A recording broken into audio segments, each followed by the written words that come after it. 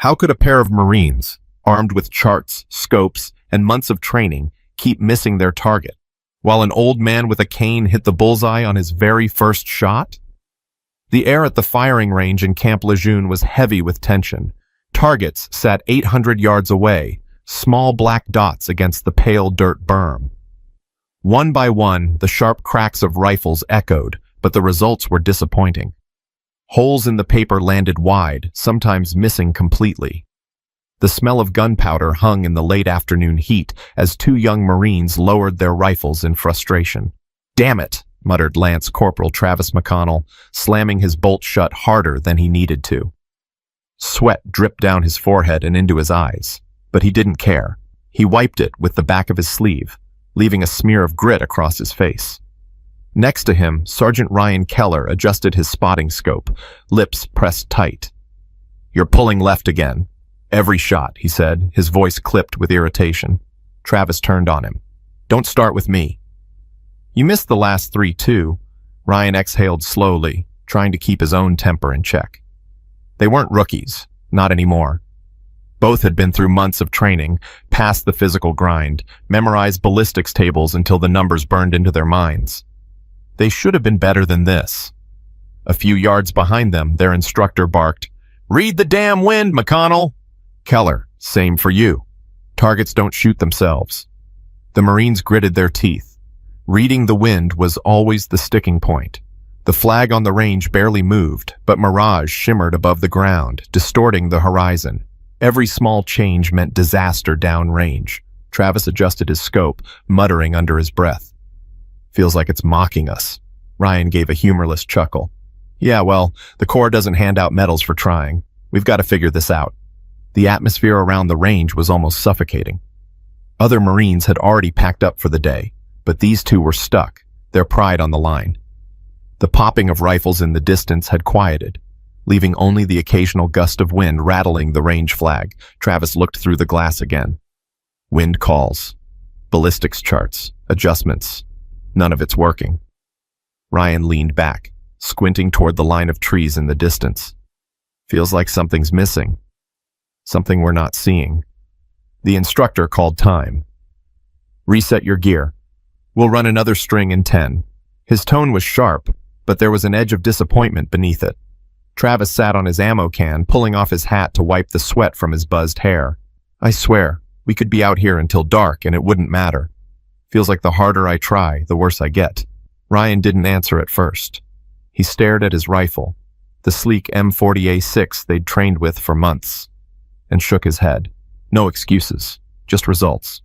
We're supposed to be better than this. The silence stretched, broken only by the sound of brass being swept up a few lanes down. For a moment, it seemed like nothing would change. The same frustration, the same missed shots, the same feeling of defeat pressing down on them. And then Travis noticed something. At the far edge of the range, just beyond the bleachers where visitors sometimes stood, an older man leaned against the railing. He was tall, thin, but sturdy, wearing a worn brown jacket despite the heat. A cane rested at his side, his hands folded over the handle. He wasn't watching casually, the way people sometimes did. His eyes were locked on the targets with an intensity that was hard to ignore. "Who's that?" Travis asked quietly, nodding in the man's direction. Ryan followed his gaze. "No idea. Doesn't look like staff." The older man didn't move, didn't speak, just watched. His presence was strange, calm, steady, almost commanding in its silence. Travis shook his head. Probably just another retiree trying to relive the glory days. Ryan smirked, but the smirk faded quickly when the man shifted his gaze toward them. For a brief moment, it felt like being sized up, measured, weighed against some invisible standard. "Whatever," Travis said, trying to brush it off. "We've got work to do." He turned back to his rifle, but his hands weren't as steady as before. Something about being watched unsettled him. Ryan didn't take his eyes off the man. He's no casual bystander. Look at the way he's standing. That's someone who's been here before. The instructor blew the whistle, calling them back to the line. The range was set, the targets waiting. But now, the presence of the stranger pressed in on them, adding to the weight already on their shoulders. They lay back down, rifles ready, hearts pounding louder than before. Shots were about to be fired again, but a sense of change lingered in the air. Something different was about to happen. But the question hanging in both their minds was simple. Who was the old man, and why did he look like he already knew the answer to their failures? The next string of fire began with a crack that echoed across the range. Travis pressed his cheek to the stock, breathing steady, but the moment his finger squeezed the trigger, he already knew the round had gone wide. Through the scope, he saw the dust pop up off to the left of the target. Another miss. Son of a... He pulled back and slammed the bolt open, the casing clattering onto the mat. Ryan spoke without looking up from his spotting scope. "Half a mil left. You overcorrected again." Travis snapped. "I'm doing what the charts say." Wind from 2 o'clock, light gusts, plus mirage shift. "I'm making the right calls." Ryan finally pulled his face from the glass, eyes narrowing. "Then why are we both still missing?" Their instructor, Gunnery Sergeant Wilcox, stalked up behind them, arms crossed, face like stone. "Because you're treating it like math homework instead of shooting. Out here, you don't get partial credit. Either you hit or you don't. Simple." Ryan gritted his teeth. "Aye, Gunny." Wilcox crouched down next to Travis, voice low but cutting. "You think the guy on the other side of a battlefield cares about your calculations? You're making it too complicated. Quit second-guessing yourself and start shooting. Yes, Gunny." Travis forced the words out, though frustration boiled in his gut. As Wilcox walked away, Travis muttered under his breath. Easy for him to say. Ryan heard him. "Careful. He'll smoke us if he catches that attitude." Travis lay back down, adjusted his scope again, and tried to calm his breathing. He repeated the fundamentals in his head. Natural point of aim, slow squeeze, steady follow-through. Still, when the rifle barked, the round clipped the target frame instead of the bullseye. Ryan groaned. "You're killing me, man." Travis rolled onto his back, staring up at the bleached sky.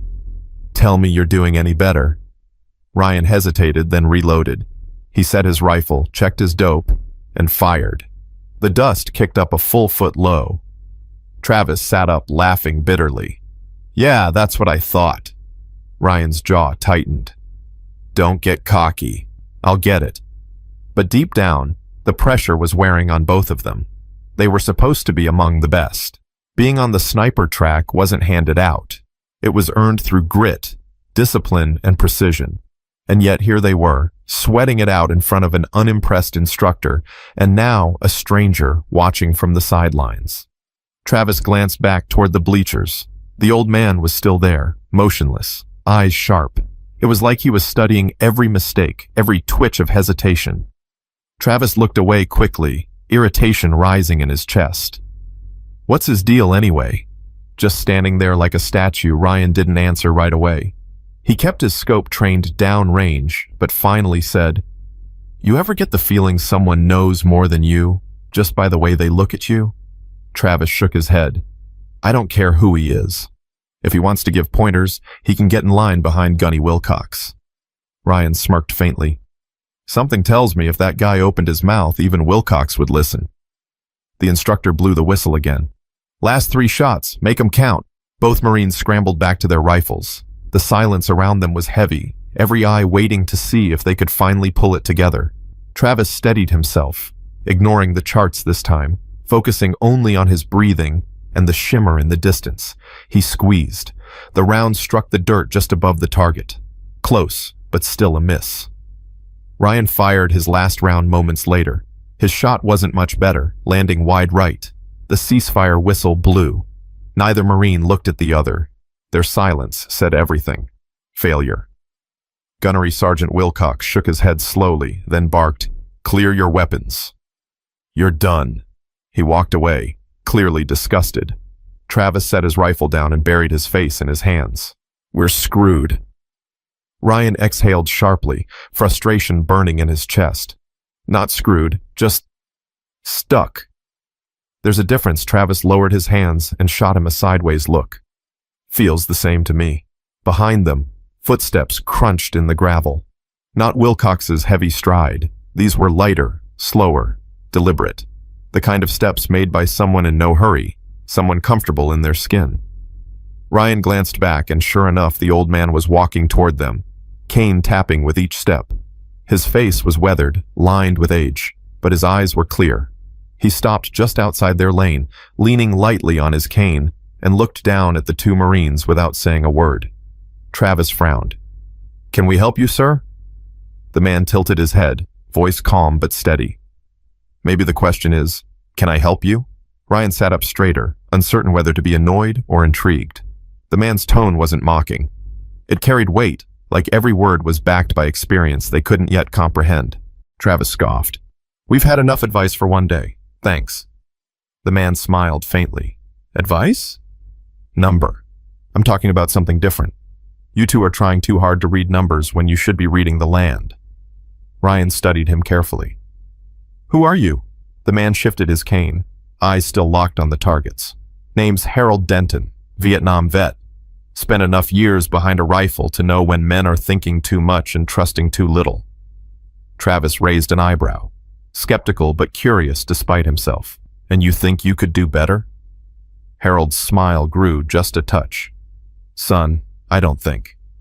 I know."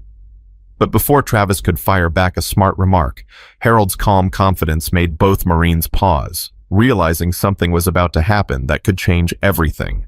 The range had gone quiet. The whistle had ended the drill, and most Marines were already packing their gear. Only Travis, Ryan, and Harold Denton remained in that lane, the weight of silence filling the space between them.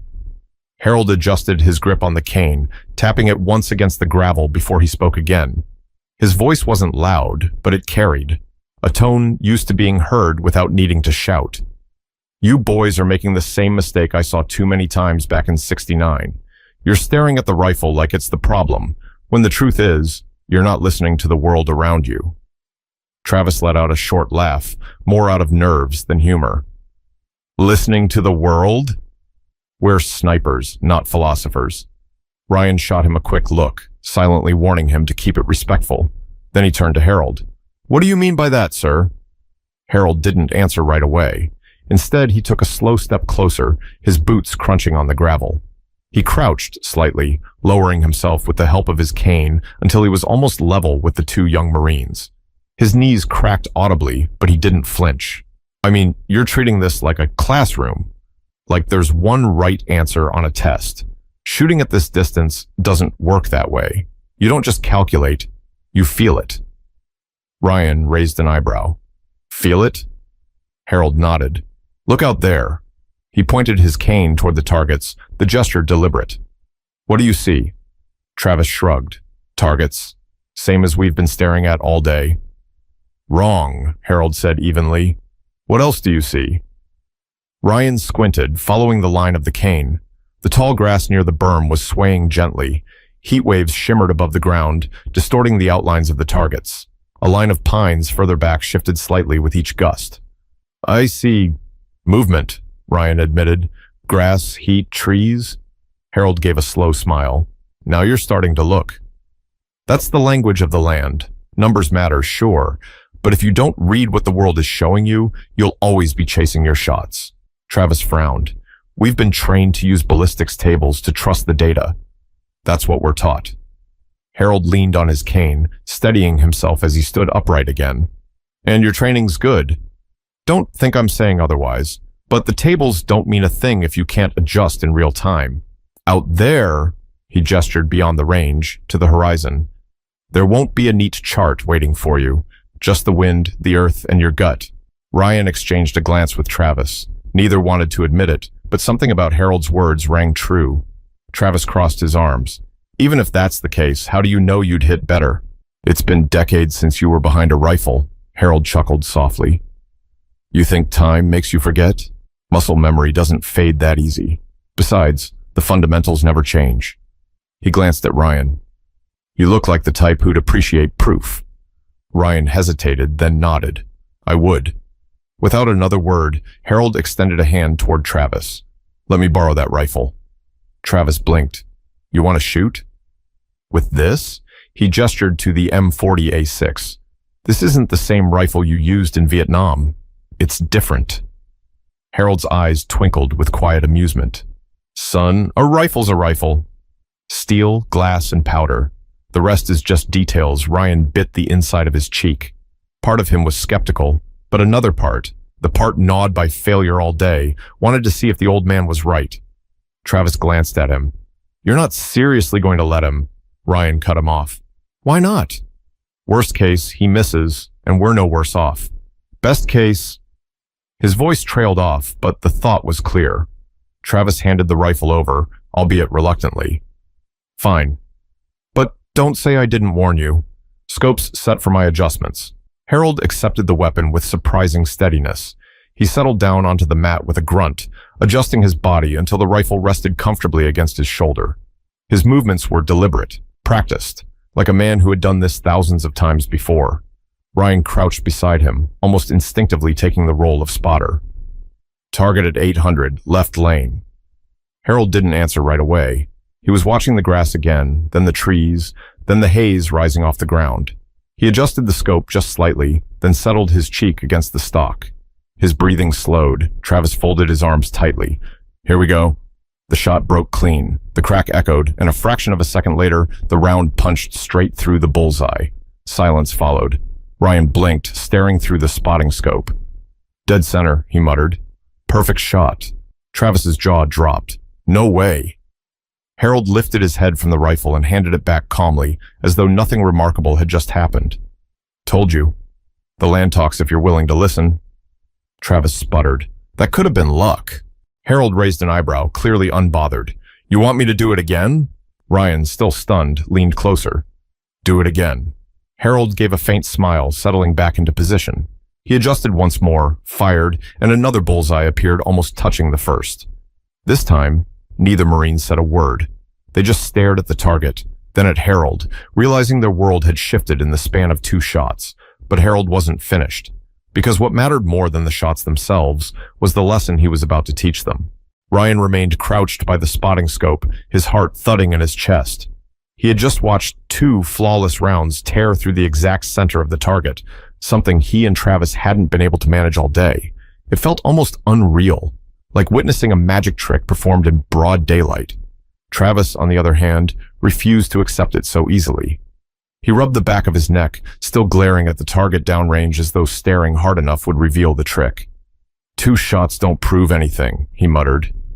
Harold carefully eased himself back to his feet, leaning on his cane once more. His movements weren't rushed or boastful. They were measured, calm, steady, like a man who had nothing to prove. He handed the rifle back to Travis. Your rifle's fine. The problem isn't the weapon. It's the way you're using it. Travis bristled. With all due respect, sir, we've been trained on this system inside and out. We know the ballistics. We know the adjustments. We know the wind charts. We've done everything by the book. Harold's expression softened, but his voice carried a sharper edge. That's the problem. The book doesn't pull the trigger, you do. You're leaning too hard on the math, waiting for it to give you an answer it can't provide. Ryan glanced at Travis, then back at Harold. So what's the answer then? Harold turned slightly, motioning toward the horizon with his cane. The answer's already there. You just have to learn to see it. The words hung in the air, cryptic but oddly persuasive. Ryan leaned closer. Can you show us? Harold studied the 2 Marines for a moment, his eyes narrowing slightly. Show you, yes. But you've got to be willing to let go of what you think you know. Otherwise, nothing I say will make sense. Travis folded his arms. You make it sound like some kind of secret art. Harold let out a small laugh. Not a secret, son. Just forgotten. For a moment, none of them spoke. The breeze shifted across the range, stirring the grass and bending the tops of the pines. Harold tilted his head slightly, watching it with the patience of someone who had spent a lifetime paying attention to the smallest of details. Ryan broke the silence. You said you were in Vietnam. Harold nodded slowly. 69 through 71. Central Highlands, mostly. Plenty of open country, thick jungle, and everything in between. Had to learn real quick that wind doesn't give a damn about your training. If you couldn't read the land, you didn't last long. Ryan's curiosity deepened. You were a sniper? Marksman, Harold corrected. Different title, same job. 1 rifle, 1 shot, and a lot of nights wondering if I'd live to see the morning. His voice grew quieter. Out there, you didn't get second chances. The gravity of his words pulled the two younger Marines into silence. Travis shifted uncomfortably, his skepticism cracking under the weight of Harold's presence. Ryan finally asked, "So, what do we do?" Harold's eyes returned to the targets. "First, stop looking at the numbers. Forget the charts for a moment. Feel what's around you. Look at the grass near the berm. It's not swaying evenly. Notice how it bends harder on the left side? That tells you the gust is stronger there. The mirage rising off the ground, it's leaning like smoke. That shows you how the heat and air are moving. The tree line in the distance, watch it long enough and you'll see it rocking back and forth like a pendulum. Each one is a piece of the puzzle." Ryan followed his gaze, trying to take it in. "So instead of calculating, you're reading it?" Harold gave a single nod. "Exactly. Trust your instincts as much as your scope. The environment is talking. Don't ignore it." Travis rubbed his temples, torn between disbelief and reluctant interest. "That still doesn't explain how you nailed two perfect shots back to back." Harold looked him in the eye. "Because I stopped thinking about it and just trusted what I saw. You two are so wrapped up in proving yourselves that you've forgotten to actually shoot." The words stung, but deep down Travis knew there was truth in them. Ryan adjusted his rifle, glancing at Harold. "All right, then spots me." Harold crouched down again, watching intently as Ryan set his position. Ryan steadied his breathing, trying to mimic the old man's patience. He fixed his eyes on the distant target, but this time, instead of overthinking the numbers, he let himself notice the swaying grass, the shimmer of the mirage, the whisper of the breeze on his cheek. He adjusted his scope slightly, trusting what he felt. The shot rang out. The round hit just inside the target ring, not dead center, but closer than he had been all day. Ryan exhaled sharply, almost laughing. "I'll take it." Harold smiled faintly. "Closer." "You're learning," Travis scoffed, but his tone had lost some of its sharpness. "One good shot doesn't make him right." Harold stood again, leaning on his cane. "Maybe not, but keep trying my way and you'll see." Ryan chambered another round, eager to prove it wasn't a fluke. He fired again, this time landing nearly dead center. His grin widened. "There it is." Travis stared at the target, then at Ryan, then finally at Harold. For the first time, doubt flickered across his face, not doubt in Harold, but in himself. But if Ryan was beginning to believe, Travis still wasn't ready to surrender his pride, and that tension was about to push the lesson even deeper. The rifle lay across Travis's lap, but he wasn't in a hurry to pick it up. His jaw worked side to side as if he were chewing on his frustration. He glanced at the targets, then at Ryan, who was still buzzing from his last two hits, and finally, his eyes landed on Harold, who stood calm and composed, like a schoolteacher waiting for the stubborn kid in the back row to raise his hand. Ryan broke the silence. "You saw that, Travis." "I didn't change anything except how I looked at it." "He's right," Travis muttered. "You've been chasing lucky shots all day. 2 in a row doesn't make him a prophet." Harold chuckled softly, leaning on his cane. "You Marines are the same as we were, prideful, competitive, quick to dismiss anything that doesn't come stamped with an official seal. But pride won't hit your target. Patience will." Ryan nodded, still staring down range. "What do you want us to do?" Harold crouched again, lowering himself with effort until he was eye level with them. "You've been treating this rifle like a math problem. I want you to treat it like a conversation. You don't force an answer, you listen first." Travis finally looked at him. "How the hell do you listen to a target 800 yards away?" Harold's gaze sharpened. "Not the target. The space between you and the target. That's where the truth lives." He pointed his cane toward the berm. "See the grass? It doesn't move in unison. Watch carefully. When it bends more sharply on one side, that tells you the wind's uneven. If you only judge from the flag up here at the firing line, you're blind to the crosswind halfway down range." Ryan leaned forward, following Harold's gesture. "So we're missing not because we're reading wrong, but because we're not reading enough?" "Exactly," Harold said. "The world is always shifting. One gust, one shimmer, one change in heat can drag your round inches off course. You can't just crunch numbers and pray they hold. You've got to see it as it is, right now, in real time." Travis shook his head, unconvinced. So you're saying it's not about calculations at all? Just instincts? Harold didn't flinch. I'm saying it's both. Calculations tell you what should happen. Instincts tell you what is happening. If you can marry the two, you'll never miss. Ryan was hooked. All right, walk me through it. Harold adjusted his stance. Okay, chamber around, get comfortable, breathe steady, don't rush. Ryan laid prone, adjusting his cheek weld, settling his crosshairs. Harold tapped his cane lightly.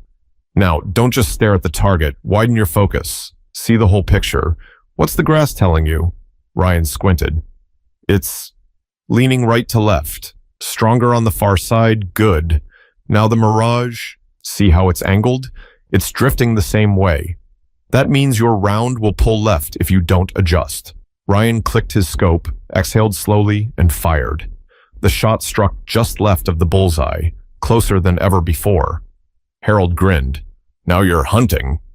Ryan's excitement was contagious, but Travis's pride bristled. He finally picked up his own rifle. All right, old man. Show me again. If you're so certain, guide me through it. Harold's smile faded. His voice grew firmer, not unkind, but unyielding. First rule, you listen, not argue. If you're only here to prove me wrong, you'll waste the shot. Travis swallowed hard, then lay down. He steadied himself, pulling the rifle tight into his shoulder. Fine. I'm listening. Harold pointed with his cane. Good. Now look at the tree line. Don't just glance, watch. What's it telling you? Travis squinted. The pines in the distance rocked in uneven rhythm, swaying harder every few seconds. It's shifting, like it's pulsing. That's gusts, Harold explained. The kind that'll drag your round wide if you don't wait. Shooting through a gust is like throwing a rock in a storm. So you wait. Be patient. Travis's finger rested on the trigger, itching to fire, but he held. His breathing slowed. Now, Harold said gently. The shot cracked. Downrange, the paper jumped as the round punched clean through the bullseye. Travis blinked, stunned. He pulled away from the scope, staring at the target, then at Harold. No way, Ryan laughed, clapping him on the shoulder. Told you. For the first time that day, Travis smiled, not smugly, but with relief. All right, maybe you're onto something. Harold eased back onto his cane, nodding once. Not onto something. Just remembering what too many men forget, that the world is always talking. You just have to learn how to listen. The two Marines sat in silence for a moment, absorbing the weight of it. The frustration of earlier melted into something different, humility. But the lesson wasn't over yet, because what Harold wanted them to learn went beyond hitting paper targets. It was about survival, trust, and respect for what can't be taught in a manual. The transformation wasn't immediate, but it was undeniable. The air at the range felt lighter now, less like a battlefield of failure and more like a classroom where the lesson was finally sinking in. Ryan chambered another round, settling behind his rifle with a focus he hadn't felt all day. He glanced at Harold, waiting for a cue, then looked back toward the horizon. The grass is bending harder now, Ryan said softly. Stronger gust coming in. Harold nodded. Good. You don't even need me to tell you anymore. Just trust what you see. Ryan adjusted, squeezed, and fired. The round struck dead center. A satisfied grin spread across his face. That's 3 in a row. Travis shook his head, chuckling quietly. Guess this isn't luck after all. Ryan turned toward him. Your turn. No excuses. Travis rolled his shoulders, lying prone again. He focused, breathing slow. The target wasn't just a blur in the distance anymore. It was part of the whole picture. He noticed the shimmer of heat, the gentle sway of the grass, the rhythm of the trees. It was as if the world had been shouting at him all day, but only now did he have the ears to hear it. The rifle cracked. His shot landed just inside the bullseye. Not perfect, but closer than anything he'd hit before.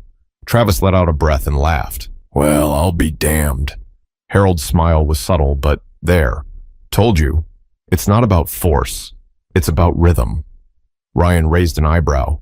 Rhythm? Harold leaned on his cane, eyes distant for a moment. Back in '70, I spent weeks on a hilltop near Pleiku. Every day we'd watch the wind roll across the valleys. Couldn't see the enemy most days, but we could see the land move. Learned that the world has a rhythm, gusts, shifts, changes. Once you feel that rhythm, you don't fight it. You work with it. The two Marines listened, caught in the weight of his memory.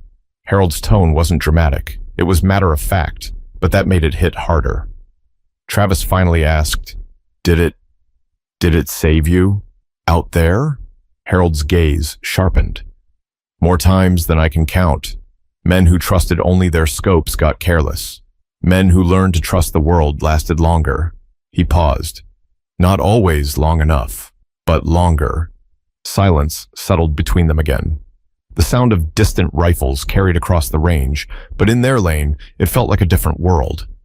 Ryan cleared his throat, breaking the quiet. Gunny Wilcox is going to lose his mind when he sees us hitting like this. Travis smirked. Yeah, maybe he'll finally stop chewing us out. Harold chuckled softly. Don't be too sure. An instructor's job is never to be satisfied, but he'll know you're improving. The whistle blew again, signaling another string of fire. This time, Travis and Ryan took their positions with renewed confidence. Round after round, their shots struck closer and closer to the center. They weren't perfect every time, but they weren't flailing in the dirt anymore. Each miss was smaller, more controlled, more instructive. After their final shot, they sat up, sweat dripping, but spirits lifted. Ryan grinned, holding up a fist toward Travis. Not bad, partner. Travis bumped it, shaking his head. Not bad at all. Harold stood off to the side, watching them with a quiet pride. He didn't need to say much. The results spoke for themselves. But then he did speak, his voice firm but gentle. Don't forget what you learned today. The charts, the numbers, they matter. But they'll never save you if you forget to trust your senses. Don't get so locked in your head that you miss what's right in front of you. Travis and Ryan both nodded, their earlier skepticism gone. For Travis especially, the shift was deeper. His pride, once bristling at the thought of an old man teaching him, now gave way to respect. He found himself asking, Why did you even bother with us today? You didn't have to step in. Harold rested both hands on his cane. His eyes softened. Because I've seen too many good men fail when they didn't have to. If I can pass along even one piece of what kept me alive, then maybe the next generation won't make the same mistakes. Ryan swallowed hard, the weight of the words settling on him. You might have just saved us more than a missed shot. Harold's smile returned, small but meaningful. Maybe so. The range whistle sounded one last time, signaling the end of training for the day. Marines began packing their gear, laughing and talking. But for Travis and Ryan, the day had changed everything. But Harold wasn't finished yet. Because before leaving, he wanted to leave them with one final lesson, a truth that went beyond the range and straight into the kind of men they would become. The sun was sinking lower, casting long shadows across the range. The day's heat began to soften, and the distant chatter of other Marines faded as most packed their gear and headed back toward the barracks. Travis and Ryan lingered, their rifles still resting on the mats, but neither of them was eager to move just yet. They both stared at Harold, waiting. It was as if instinct told them that the old man wasn't quite done. Harold leaned heavier on his cane now, fatigue finally tugging at his shoulders, but his voice remained steady. You boys did good today. Better than you realize, Ryan wiped sweat from his forehead, nodding. We only hit those targets because of you. Harold shook his head slowly. No, I didn't pull those triggers, you did. All I did was remind you of something your training left behind. He looked out at the horizon, his eyes distant, as if still staring at a battlefield from half a century ago. The hardest thing for young men to accept is that you don't know everything. And the hardest thing for old men to accept is that the world has changed. Somewhere in between is the truth, and that's where we learn from each other. Travis swallowed, his throat dry. So what's the lesson then? That we've been doing it wrong this whole time? Harold turned back to face him, expression serious, but not harsh.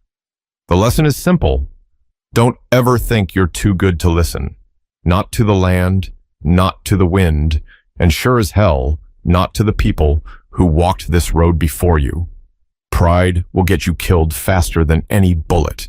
Humility, patience, and respect, that's what keeps you alive. The words hit hard, heavier than the recoil of any rifle. Ryan's gaze dropped to the dirt for a moment, then back to Harold. I think I get it now. This isn't just about shooting, is it? Harold smiled faintly. No, it's never just about shooting. For a long moment, the three stood in silence, the only sound the whisper of the breeze across the range. Travis finally broke it, his voice softer than before. I'll remember this.